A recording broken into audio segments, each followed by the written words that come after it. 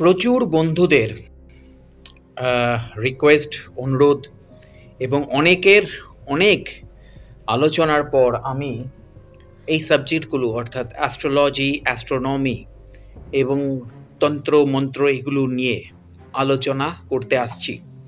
এবং অবশ্যই এই আলোচনাটি হবে আমার অন্য পেজ এবং অন্য চ্যানেলে, অবশ্যই আমার মূল চ্যানেল বা মূল পেজে নয়। তো অবশ্যই জুড়ে থাকবেন। কানেকশানও সবার সাথে আমি করে দিচ্ছি এই পেজ এবং এই চ্যানেলের সাথে। তো শুরু থেকেই শুরু করা যাক পুরো বিষয়টা। কারণ দেখুন, জ্যোতিষ এমন একটা সাবজেক্ট, যে সাবজেক্ট শুধুমাত্র আমাদের এই জীবনের সাথে কানেক্টেড নয়, এটি আমাদের কিন্তু পূর্বজন্ম এবং আগামী জন্মের সাথেও কানেক্টেড। হ্যাঁ, আমি মানছি যে ইসলামে জন্মান্তরে বিশ্বাস করা হয় না, কিন্তু হিন্দু ধর্মে জন্মান্তরে বিশ্বাস করা হয়। তো সেই দৃষ্টিকোণ থেকেই জন্মান্তরের যে এই কনসেপ্টের সাথে অ্যাস্ট্রোলজি বা অ্যাস্ট্রোনমির বা জ্যোতিষের যে চর্চা চলে, সেই চর্চা নিয়েই আমার এখানে প্রাথমিক আলোচনার থেকে আমি শুরু করছি। তো এক্স্যাক্টলি পূর্বজন্মের ধারণা আমাদের মধ্যে সব সময় রয়েছে, একমাত্র চার্বাক এই তত্ত্ব মানতেন না। আবার এই পুনর্জন্মকে এক এক জায়গায় এক এক রকমভাবে ব্যাখ্যা করা হয়েছে। বলা হয় আত্মা এক দেহ ছেড়ে অপর দেহ গ্রহণ করে। আবার বৌদ্ধ ধর্মাবলম্বীরা বলে আত্মা বলে কিছু নেই, এটি এক প্রকার চেতনা প্রবাহ। এক প্রদীপ থেকে যেমন আরেক প্রদীপ জ্বালানো হয়, কিন্তু মূল অগ্নি তো স্থির। অগ্নি স্থানান্তরিত হওয়ার একটি প্রক্রিয়া, সেরকম চেতনাও এক শরীর থেকে অন্য শরীরে সংযুক্ত হয়। পাশ্চাত্য থেকে দেশে পিথাগোরাস, প্লেটো, সক্রেটিস এনারা ছিলেন পুনর্জন্মবাদে বিশ্বাসী। এর উপর তারা গাণিতিক কিছু সূত্র তৈরি করেছিলেন, তবে তার মধ্যে পিথাগোরাসকেই প্রাধান্য দেওয়া হয় এখনও। তাই তার দেখানো পথে পিথাগোরাস সংখ্যাতত্ত্ব অনুযায়ী পাস্ট লাইফ ক্যালকুলেশন করা হয়। যীশু খ্রিস্টের পরবর্তী সময়ে ইটালিতে ব্রুনোর আবির্ভাব হয়। তিনিও পুরনো সমস্ত তথ্য অনুসন্ধান করে বলেন যে এই সমগ্র সংসারে ঈশ্বর এবং পুনর্জন্ম হয়, কিন্তু খ্রিস্টিয়ান মতে পুনর্জন্মবাদ নেই। তারা রেসারেকশনে বিশ্বাসী, অর্থাৎ আত্মা পুনরায় দেহে প্রবেশ করবে এবং তার বিচার হবে, তাই কবর দেওয়াই উচিত। তারা এই তথ্য মানতে রাজি হয় না। পরবর্তী সময় অবশ্য ব্রুনো বলেন এরকম সূর্য, নক্ষত্র, গ্রহ সহ আরও অনেক ছায়াপথ রয়েছে, তার প্রতি কোনায় ঈশ্বর আছে। এই তথ্য দেওয়ার পর ব্রুনোর 7 বছরের জেল হয়েছিল তৎকালীন সময়। 7 বছর পর তাকে প্রশ্ন করায় তিনি একই উত্তর দিয়েছিলেন। ফলস্বরূপ ব্রুনোকে 1-4 মাথার মোড়ে জীবন্ত পুড়িয়ে মারা হয়েছিল 1600 আফটার ক্রাইস্ট। পরমাণু বিজ্ঞানী রুনা রুথ তার এক আর্টিকেলে বলেছিলেন একজন ব্যক্তি জন্মানোর সাথে সাথে ডিএনএ পরিবর্তন হতে থাকে, এবং কিছু সময় এমনও হতে পারে এই ডিএনএ তার পরিবার অথবা সেই অঞ্চলের কারোর সাথে নাও মিলতে পারে। এটা কিভাবে হয় তা এখনও বিজ্ঞানীরা পরীক্ষা করছেন। ইয়ান ফ্রিচমিন স্টিভেনসন ভার্জিনিয়া বিশ্ববিদ্যালয়তে 40 বছর প্যারাসাইকোলজির ওপর রিসার্চ করে একটি বই লিখেছিলেন, 20টা কেস সাজেস্টিভ অফ রিকনস্ট্রাকশন, যেখানে তিনি বলেন কয়েক হাজার কেস স্টাডি করে কোনো না কোনো কারণে পুনর্জন্মের ঘটনাকে বাদ দিলেও এই 20টি কেসে কোনোভাবেই পুনর্জন্মের অস্তিত্বকে তিনি বাদ দিতে পারেননি, এবং তিনি স্বীকার করেন পুনর্জন্ম হয় পরবর্তীকালে এবং বর্তমানেও। এর ওপর অনেক রিসার্চ এবং সাইকোলজিতে চিকিৎসার জন্য হিপনোটিজমের মতন ব্যবস্থাকেও বৈজ্ঞানিক সম্মতভাবে পরীক্ষামূলকভাবে চিকিৎসার কাজে লাগানো হয়। কিন্তু শাস্ত্রের উত্তর আগেই দিয়ে দিয়েছে। মহাভারতের বন পর্বে উল্লেখ রয়েছে যে পাপ পুণ্য সমান সমান হলে মানব যোনি প্রাপ্ত হয়। মহর্ষি বশিষ্ঠ বলেছেন মানুষের আশা আকাঙ্ক্ষা থাকে, সে সেগুলো নিয়ে মারা যায়। পরবর্তী জন্ম সে এমন জায়গা খোঁজে যেখানে সে তার ইচ্ছে পূরণ করতে পারে, অর্থাৎ আত্মার পুনর্জন্ম ঘটে।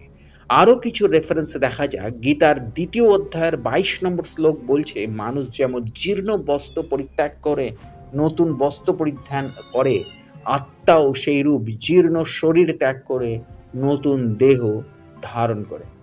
কঠোপনিষৎ এর 2য় অধ্যায়ের 2য় বল্লীর 7 নম্বর মন্ত্র বলছে, আপন আপন শুভাশুভ কর্ম অনুসারে শাস্ত্র, গুরু, সঙ্গ, শিক্ষা, জীবিকা ইত্যাদি দ্বারা ভাবিত হয়ে মৃত্যুকালীন বাসনা অনুসারে সেই জীবাত্মা অন্য শরীর ধারণ করার জন্য মাতৃগর্ভে প্রবেশ করে।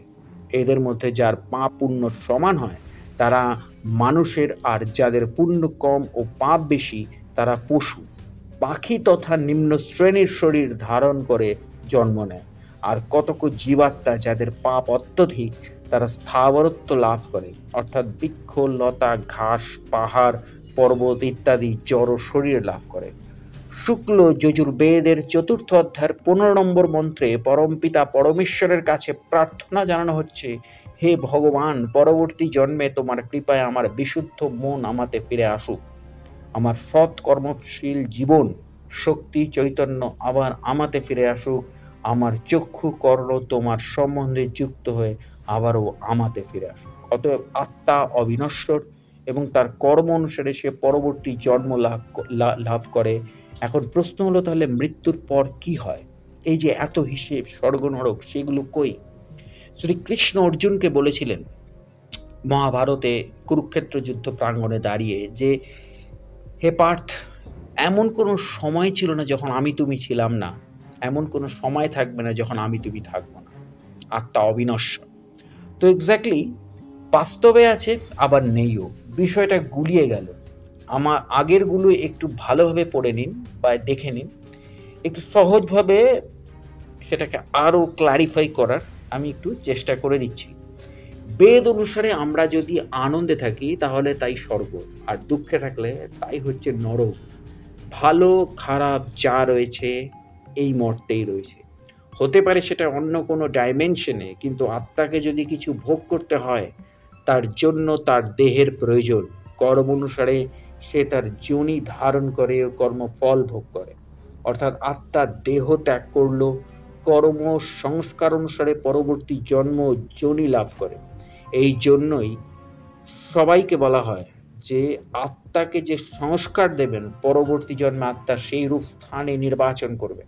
তার বিকাশের জন্য সৎ সংস্কার এই জন্ম থেকেই যদি দেওয়া শুরু করে, ভাগ্য হচ্ছে এটাই যে এই জন্মে আপনি যে স্থানে, যে পরিস্থিতিতে দাঁড়িয়ে রয়েছেন, এটা আপনার গত জন্মের আত্মার একটা বিচার স্থান বা কর্মস্থান।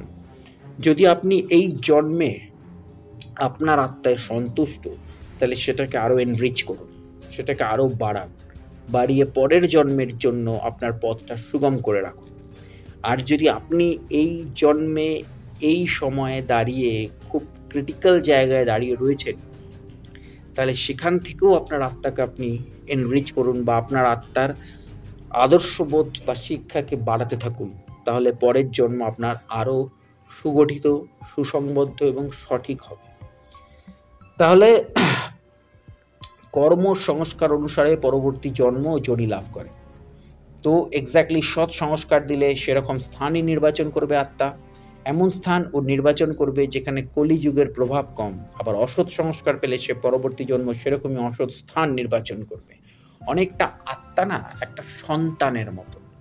একজন সন্তানকে আপনি যে শিক্ষা বা সংস্কৃতি দেবেন, আত্মাকেও আপনি যদি সেই শিক্ষা সংস্কৃতি দেন, তাহলে পরের জন্মে আপনার সন্তানের মতনই আপনার আত্মা আপনাকে কিন্তু সেই উচ্চ মার্গে নিয়ে যাবে।